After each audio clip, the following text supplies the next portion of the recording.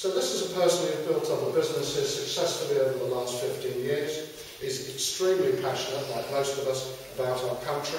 He's loved Poole since he was a boy, and he is indeed our UKIP Poole parliamentary candidate. So ladies and gentlemen, if I may, can I ask you to give it up please for Dr. David Young. Why vote UKIP in Poole? And that's the question I'd like to tackle today, to help those of you who are out canvassing, perhaps a little bit, with some thoughts, and to convince those who still have an open mind, I hope. And I'll break that down into two questions. Why vote for UKIP councillors in Poole? And why vote for a UKIP MP in Poole? Why vote for UKIP councillors? Well, what do we need in Poole? I think first and foremost we need leadership, because we have a coming crisis in Poole. Poole is going to have to cope with a loss of £6 to £7 million per annum in annual funding, which it's been getting. We've never faced that kind of a problem before. We've been limbering up to it, but the real crisis is yet to come. And with a loss of a third of our annual revenue due to the ending of annual central government funding of Poole, we either find some new ways to dramatically increase revenues, or we're going to face a very dramatic increase in council tax, and services will have to be axed. UKIP's ideas on this are summarised in our local referendum, which appears on this leaflet, and at the top of it is reviving the vision for Poole and shifting from austerity to growth, with one or two revenue-generating ideas there, including promoting our wonderful Poole as a centre for water sports and sailing. We in UKIP say Poole needs a strong champion because we've got to negotiate to keep a higher percentage of the business rates than currently we're able to do. So we need somebody with the courage and negotiating ability to have a go on that front. We also need a council that listens and does what council should do, which is to hear the priorities of the people and hold the council bureaucracy to account. The national legislation on localism brought in over the last few years has hardly been used in Poole. Ironically, quite to the contrary, our council in Poole has developed a reputation for complacency and unresponsiveness that borders on arrogance. We in UKIP Poole want to be part of a responsive council that takes localism seriously and serves the people of Poole rather than profiteering from them. The cabinet system of decision-making which we have here in Poole puts all decisions in the hands of a clique, and it gives the leaders of that clique great powers of patronage that stifle the democratic debate. We in UKIP Poole want to return to the committee approach to decision-making, with cross-party committees rather than a highly paid, Conservative-dominated cabinet cabal, which is what we have at the moment. Moving on to why vote for a UKIP MP, I would say, well, first of all, what do we need as a country? It seems to me at least three things stand out. Firstly, as a country, we need a secure framework for a decent life for ourselves and our families, with the ability to earn a living, find decent accommodation, provide for our dependents and our old age, afford modern healthcare, and enough stability to be able to enjoy life. Now, since the global financial crisis of 2007 and 2008, things have gone backwards for many of us on all of those counts. Work, if we can find it, is more unpredictable and less well paid with zero-hours contracts. Savings don't yield decent returns. Many of us have to struggle harder to make ends meet.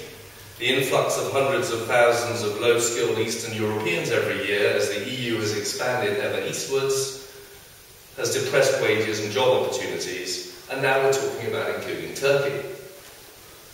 Secondly, as a country, we need a government that balances its books, not shelling out over 90 billion a year more than it takes in, thereby racking up our already astronomical national debt even further and making our future unmanageable for ourselves and our children. But this government hasn't been doing everything it could to prioritise growth over austerity. We could leave the EU and save a net £9 billion a year. We could cut the foreign aid budget from 11 billion to 2 billion a year, saving another 9 billion a year. We could cut vanity projects like HS2 and save an average of 2.5 billion a year over the next 5 years. And it's time to cut the Barnett formula that gives billions to the Scots every year. That would save an average of 4 billion a year over the next Parliament. With 2 or 3 other revenue-raising measures, including charging migrants and visitors for their use of the NHS, we could easily get to savings of 25 billion a year on that annual deficit that we're running now of over 90 billion a year.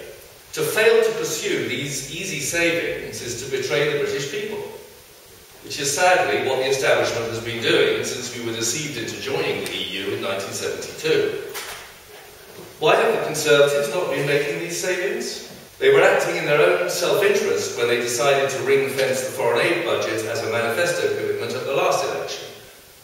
They wanted to counter the charge that they were the nasty party.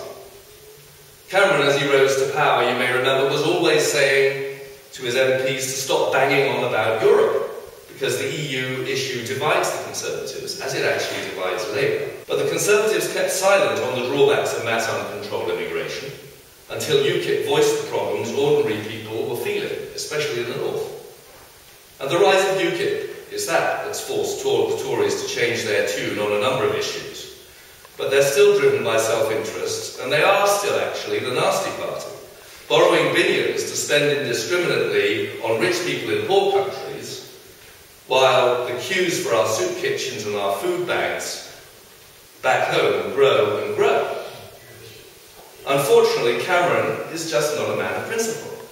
He hijacked the Conservative Party, really, the party of traditional values, for his own personal career joyriding, imitating what Tony Blair had done, because he successfully pimped his ride in the Labour Party of the working class into New Labour. And for both of them, as for Kinnock and plenty of other retired British politicians, the EU offers a lucrative afterlife. We know that Tony Blair lusts after the position of presidency of the EU, which may explain how Ed Miliband got Tony Blair's support, in spite of Ed having revived old Labour with its anti-profit, anti-business rhetoric, an emphasis on equality rather than equality of opportunity. Miliband saying no to an EU referendum, and I expect Blair will be taking credit for that behind the scenes in Brussels. Cameron, Clegg and Miliband actually are all driven by self-interest. They'd all sell their grandmothers for the key to number 10, or their purported consciences, or their student followers, or even their own brother. Farage, by contrast, has been a voice in the wilderness, as David said, for most of the 22 years since he co-founded the UK Independence Party. And he admits he's not prime ministerial material. That's not his ambition. He just wants to see what's best for Britain, leaving the EU. That makes him, in my mind, a bit of a Moses figure. His role is to get us out of a godless Egypt and into the promised land of freedom and self-determination, which is our birthright. And there are plenty of others in the tribe of UKIP who can be called on to provide vision and leadership after Nigel lays down his lighter for the last time. Thirdly, as a country, what do we need? I think we need a government that protects our people from the threats to our security. Sovereignty and prosperity. Let's take those in reverse order, because we've touched on prosperity. Protecting prosperity. Although the instinct of Conservatives is to manage within our means, as I said, they've failed to do that, and we've had far worse austerity than might have been necessary, because they ring-fenced foreign aid and refused to deliver the referendum promised with the last election. You remember the cast iron guarantee by Cameron. In terms of protecting our sovereignty, successive Conservative and Labour governments since the 1992 European Communities Act have failed us on this. They've misled us into thinking it was just a common market and that our sovereignty would be preserved. Now we're just one of 28 member states strapped into an undemocratic, bureaucratic, corrupt, protectionist, socialist European superstate, planning to have its own army and own powerful president. The euro will be imposed everywhere from Ireland to Turkey, mark my words. And I have no doubt that at some point on this tragic journey to a totalitarian Europe, Britain will bail out of the EU. UKIP says the sooner the better, and this election on May the 7th is your chance to say so too. Safeguarding our security. Again, the Conservatives have let us down on defence. Even the party traditionally associated with defending our Great Britain has allowed economic pressures to blow us dangerously off course.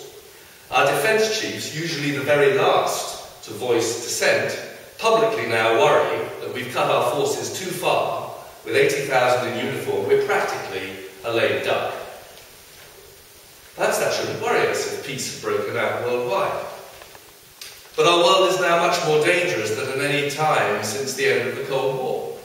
The Middle East is a cauldron of conflict between Shia and Sunni Muslims, with Islamic fundamentalists stirring the pot and destruction spilling out to Africa, Europe and the US. China is rising not only economically but militarily, asserting itself in territorial disputes with Japan and other countries across Southeast Asia. The Russian bear, provoked by EU empire building ever eastward, has become exceedingly dangerous, dependent as we are in Europe on Russian gas. EU disintegration pressures from the widening gap between productive north and socialist south are reaching eruption point in Greece.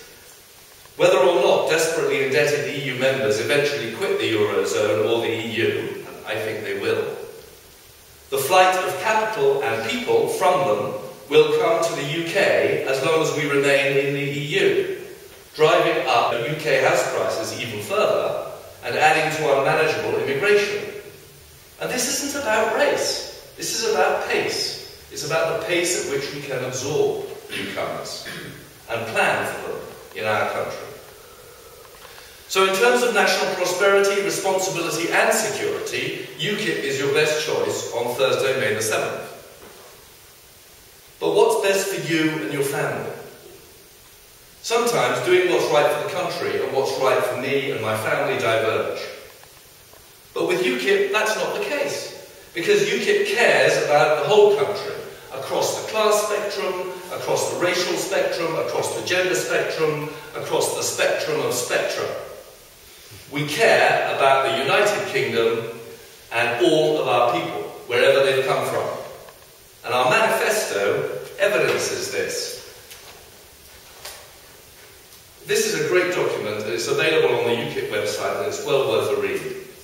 Over the next 5 years, we want to invest an average of 12 billion in the NHS, 2.5 billion in social care, 1.5 billion in mental health and dementia services, and build a dedicated military hospital and abolish hospital parking charges.